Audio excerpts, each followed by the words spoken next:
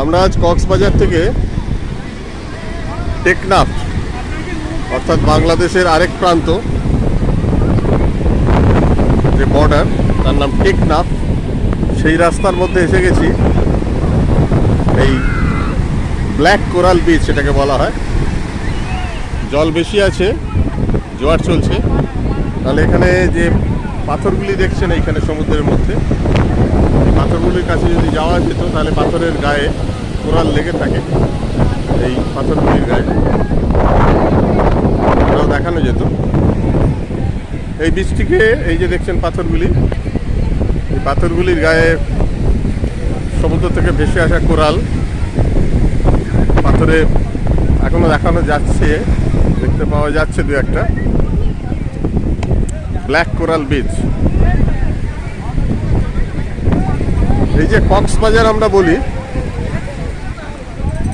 এই কক্সবাজার আসলে কক্স বলে একজন ব্রিটিশ কূটনীতিক, যিনি ডিপ্লোম্যাটিক ছিলেন বাংলাদেশ এবং বর্মার 18 বছর ধরে, তার হাতে এই কক্সবাজারের শুরু।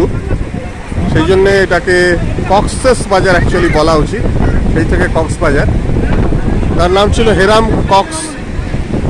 তিনি 18 বছর ধরে বাংলাদেশ এবং বর্মার ডিপ্লোম্যাট ছিলেন, কিন্তু তিনি জন্মগ্রহণ করেন 1760 সালে, মারা যান 1799, মাত্র 39 বছর বয়সে। সেই থেকে এই কক্সবাজারের নামের সূত্রপাত।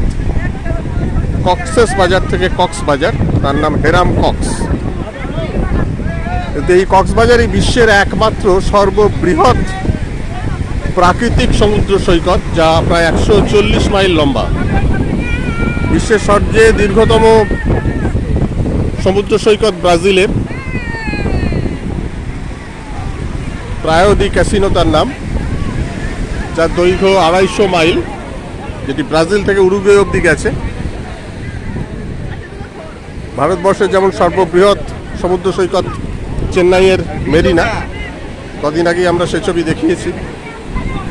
বাংলাদেশের এই সমুদ্র সৈকত কিন্তু প্রাকৃতিক সমুদ্র সৈকত হিসেবে বিশ্বে সর্ববৃহৎ। বিশ্বে আর কোনো প্রাকৃতিক সমুদ্র সৈকত নেই যা এত লম্বা, 140 মাইল। দেখতে পাচ্ছেন